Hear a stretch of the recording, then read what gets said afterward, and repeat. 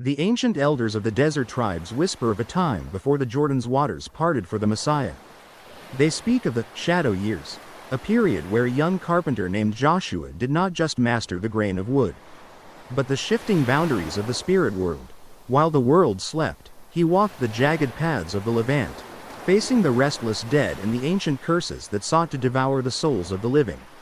These are the suppressed accounts of the young Joshua, the hunter of shadows, preserved by the secret lineages of the oldest clans. Part 1. The silent warden of the high ridges. In the humid, heavy summer of his 20th year, the young Joshua journeyed with two companions, Silas and Jude, toward a remote village nestled in the foothills of Mount Hermon. They were strong men, accustomed to the labor of stone and timber, and they sang the songs of the temple as they hiked the winding mountain roads. But as the sun dipped behind the limestone peaks, a thick, unnatural mist began to bleed from the earth, smelling of cold iron and stagnant water. "The air, it has turned sour," Jude whispered, his voice trembling as the visibility dropped to a mere few cubits. Suddenly, out of the gray void, a derelict wooden structure emerged, a house of mourning, abandoned and rotting, its walls choked with moss like a body consumed by time. As they approached the threshold, an invisible force slammed against their senses. A voice, sharp and commanding as a crack of thunder, exploded in their minds. It was the voice of an old woman, echoing with ancient authority. "Begone from here, return to the world of men." Silas and Jude stumbled back, their faces drained of color. Joshua, however, stood firm, his eyes, calm as a still lake, pierced through the gloom. He saw what the others could only feel, a hunched, spectral figure of a matriarch standing at the door, her eyes burning with the cold fire of a soul that refused to leave its earthly domain. As they retreated in haste, Joshua noticed Silas gasping for air, his steps heavy as if he were treading through thick clay. Joshua looked at his friend's back and saw a terrifying sight. The blurred, translucent figure of the old woman was clinging to Silas's shoulders, her face buried in the crook of his neck, her sharp eyes glaring directly at Joshua. "Wait," Joshua commanded. He reached for a small piece of slate he carried in his satchel, a surface he used for architectural sketches. In that moment, a bold, reckless thought possessed him. He wished to capture the essence of this spiritual intrusion, to prove to his companions that the unseen world was as real as the stone beneath their feet. Joshua focused his divine will into the slate. He did not use ink, he used the resonance of the moment. "Smile, Silas," he said with a voice that vibrated with subtle power. Silas forced a jagged, terrified grin. Joshua pressed his palm against the stone.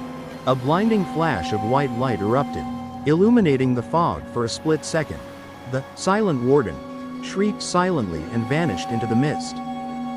Days later, when the image on the slate was brought into the light, the companions stood in stunned silence. The image showed Silas standing on the gravel path, his smile frozen in terror, but surrounding him was a thick, ghostly white vapor, a mist that took the vague, oppressive shape of a woman's silhouette, her arms wrapped tightly around his chest. Silas turned pale. "Ever since that night," he whispered, "I have felt a weight on my heart. I have gained the weight of two grown men in my chest.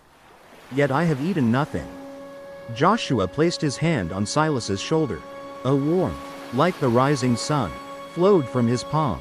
The dead sometimes cling to the living because they fear the silence of the void. But you belong to the light. As the weight lifted from Silas, Joshua looked back toward the darkening mountains. He knew this was only the beginning. He was not just a savior of men, he was the master of the boundaries. The one who would eventually walk into the very heart of the grave to demand its secrets. Part 2. The eyes within the sacred ink. Years later, when the dust of the Galilee had settled into the creases of his hands, Joshua sat within the modest dwelling of his kinsmen in Nazareth.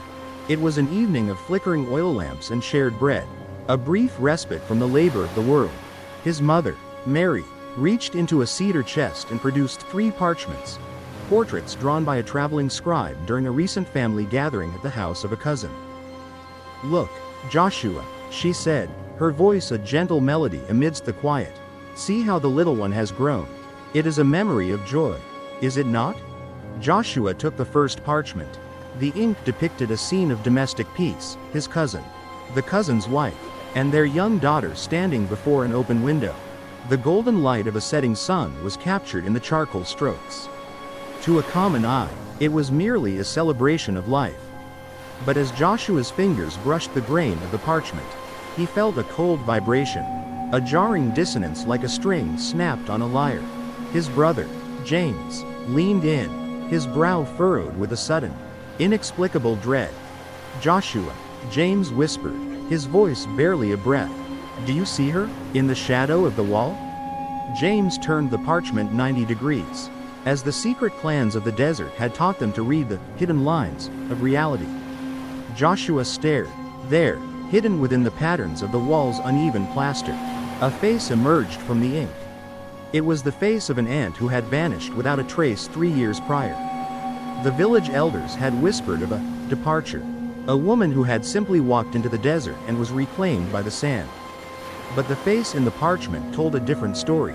It was not a face of peace. The head appeared to float in the air, severed from a body, its eyes wide and burning with a complex, terrifying fusion of grief and absolute, unadulterated wrath.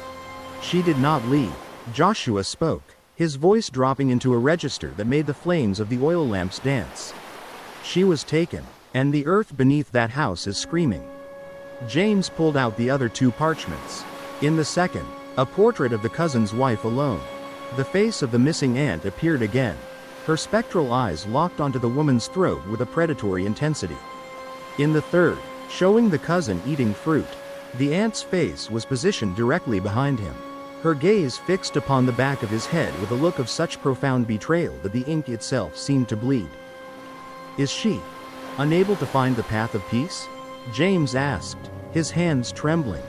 "She is a witness," Joshua replied, his gaze unfaltering. "She has returned through the medium of the ink to point her finger. Look at the direction of her eyes. She does not look at the child. She looks at the hands of the parents. She is telling us that the blood on their hands has not yet dried in the eyes of the Creator." Suddenly, the room fell into a suffocating silence. The wind outside ceased its howling. The lamp light flickered once, twice, and then died, leaving the brothers in a darkness that felt like heavy wool. In that void, the face in the parchment seemed to glow with a faint, sickly luminescence. "What do we do?" James gasped. "We do nothing," Joshua said, his voice a pillar of iron in the dark. "Vengeance is a fire that feeds itself. We will leave that house, and we will never return. For where the dead are pointing, the judgment of the Father is already descending." From that day forward, the brothers spoke no more of the parchments. They distanced themselves from that branch of the lineage, knowing that some mysteries are not meant to be solved by men, but are eventually settled by the slow, grinding scales of divine justice. Joshua knew then that the world was a canvas of hidden crimes, and he was the only one who could see the truth written in the shadows. Part 3. The Voice of the Protector's Soul. One restless evening, a message arrived for the young Joshua. His betrothed's kinswoman called out to him in a voice sharpened by urgency, claiming that a young woman named Laura, a distant relative with lineage from the far-off lands of the West, was being plagued by an unseen shadow. Joshua, though preferred the solitude of his prayers, could not ignore a soul in distress. He mounted his beast and rode through the biting wind to a small gathering place where the air felt heavy, as if a storm were brewing within the walls. Laura was a woman of striking features, yet her eyes were hollow, haunted by a weariness that sleep could not touch. She reached into her satchel and spread a dozen parchments upon the table. They were sketches and early renderings of her likeness, captured in the markets and gardens of the city. "Look at them, Joshua," she whispered, her hands shaking. "I am never alone." Joshua examined the images. In every single one, whether she was smiling in the sun or standing by the great sea, a male face was manifesting in the background. It was not a physical man, but a blur of features, a masculine contour that seemed to bleed through the very fibers of the parchment. With every passing month, the face grew clearer, more defined, until it looked as if a man were trying to push his way through a veil of smoke into the physical world. "I hear him," Laura confessed, her voice dropping to a terrified whimper. A low, resonant voice that echoes in the deep caverns of my mind. It is a language I barely understand, but he repeats the same warning over and over. Something is wrong within the head. Joshua felt a cold hum of energy radiating from the girl. He took the parchments and retreated to a quiet corner, closing his eyes to enter the silence of the spirit. He cleared his mind of the world's noise and reached out toward the mysterious face. Suddenly, the room around him dissolved. Joshua stood in a void of gray mist. Before him, a towering figure began to take shape, a man of broad shoulders and a gaze filled with an agonizing, protective love. The man did not strike or scream. He simply pointed to his own temple and spoke in a voice that sounded like shifting gravel. The mind is in peril. The growth is hidden. Save her. Joshua snapped back to reality, his brow covered in the sweat of the spiritual struggle. At that moment, his kinswoman burst in, clutching a new sketch taken only an hour ago. In this final image, the male face was no longer in the background, it had moved forward, almost completely overlapping Laura's own head, like a dark shroud. Laura collapsed, clutching her skull in a sudden, blinding agony. The voice, she screamed, "It's too loud, it's burning." "Do not fear the voice, Laura," Joshua commanded, his voice carrying the weight of a king. "It is not the voice of a tormentor, but the cry of a sentinel. Your father, who crossed into the great silence when you were but a babe, has broken the laws of the grave to warn you." Against the skepticism of the local healers, Joshua insisted that Laura be taken to the most skilled physicians of the coast. They discovered a hidden growth, a silent killer nesting within the delicate structures of her brain. It was caught in the final hour, a miracle of timing that the healers could not explain. As Laura recovered, she spoke of a warmth that had filled her room during the surgery, a scent of salt and ancient wood that reminded her of the father she had never known. The face in the parchments vanished. The voice in her mind fell silent. Joshua stood on the hills overlooking the village, watching the stars. He understood that the love of a father could transcend the boundaries of life and death, and that his own journey would soon require him to become the bridge between those two worlds. The shadow years were coming to an end. The hunter of shadows was ready to become the light of the world. Part 4. The Weaving of the Eternal Veil. As the sun began to set on the final year of his shadow years, Joshua found himself near the shores of the Dead Sea, a place where the earth is crusted with salt and the air feels like the breath of an ancient furnace. He was traveling with a young scribe named Malachi, a man whose mind was filled with the rigid laws of men but whose eyes were blind to the shifting tides of the unseen. They sought shelter in an abandoned watchtower, a jagged tooth of stone overlooking the salt-choked plains. As they settled for the night, Malachi discovered a hidden recess beneath the floorboards. Inside lay a silver loom, its frame blackened by age, but its threads, made of an ethereal, translucent silk, shimmered with a pale violet light. "Master," Malachi whispered, reaching for the loom, "this is no work of human hands. The silk, it feels like cold water against the skin." "Do not touch the threads, Malachi," Joshua warned, his voice echoing in the hollow tower. "This is the weaving of the damned. It is a trap set by those who refused to cross the threshold. A net designed to snare the breath of the living." But the temptation was too great. As Malachi's finger brushed the silk, the loom began to spin on its own, a high-pitched, rhythmic whirring that sounded like 1,000 crickets screaming in unison. The violet threads began to unspool, lashing out like hungry vipers, coiling around Malachi's wrists and throat. Suddenly, the air in the tower became thick with the scent of the grave. From the shadows of the corners, 3 figures began to manifest. They were not solid, nor were they entirely spirit. They were the weavers, ancient spirits of those who had died in betrayal and had spent centuries weaving their bitterness into a literal trap. "We have waited," the spirits hissed, their voices a discordant harmony of dry leaves. "We need a new thread. We need the warmth of your blood to color our veil." Malachi fell to his knees, his face turning a ghastly blue as the spectral silk tightened. He tried to cry out, but his voice was trapped in his lungs.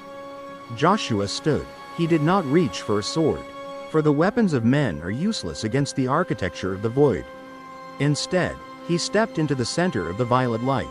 His presence began to radiate a heat so pure it felt like the surface of the sun. "You have spent an eternity weaving a shroud for yourselves," Joshua proclaimed, his voice a thunderclap that shook the stone foundations. "But I am the one who tears the veil. I am the loom of the Father, and my threads are made of life, not death." Gai Te, he raised his hand, and a blinding flash of golden energy erupted from his palm. The golden light collided with the violet silk, and for a moment, the tower was a battlefield of color.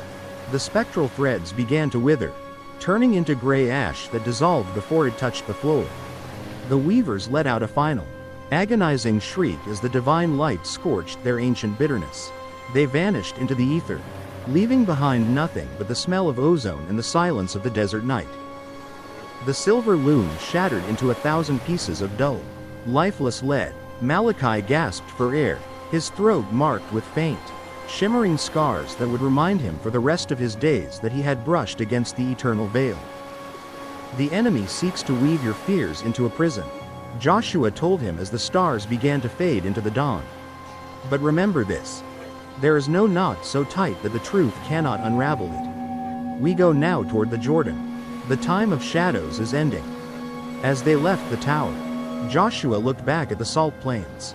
He knew that soon, he would not just be unraveling the threads of minor spirits, he would be facing the master weaver himself, preparing to tear the ultimate veil between God and man. Part 5. The Well of Ancient Whispers. As the 30th year approached, the atmosphere of the Levant seemed to tighten. Like a bowstring drawn to its limit, Joshua traveled toward the desolate reaches of the Judean wilderness, near the ruins of an unnamed city that the earth had swallowed long before the days of Abraham. With him was a young man named Zadok, a scholar who sought to document the forgotten histories of the desert. In the center of a scorched plaza, they found the Well of Whispers.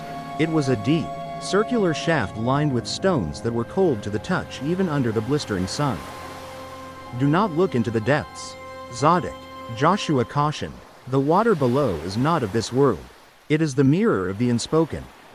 But as the moon rose, Zadok heard his own name being called from the darkness of the well.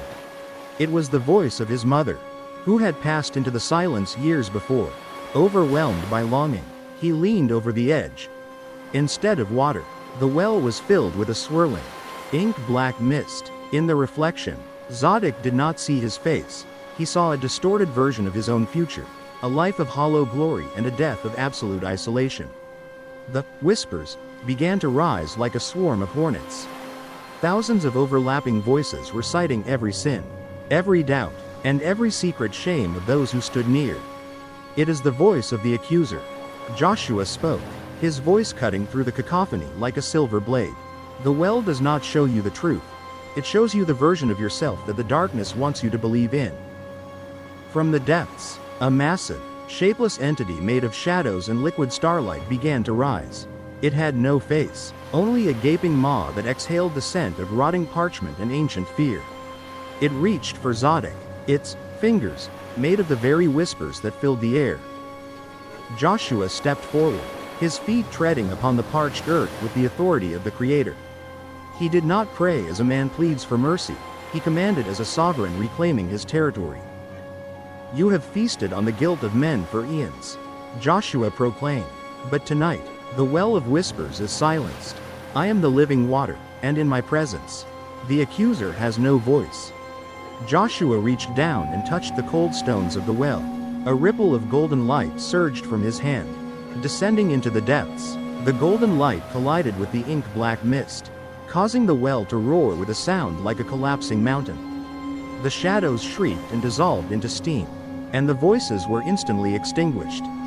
The well cracked from top to bottom, the ancient stones turning to dust. The whispers were gone, replaced by the profound, holy silence of the desert night.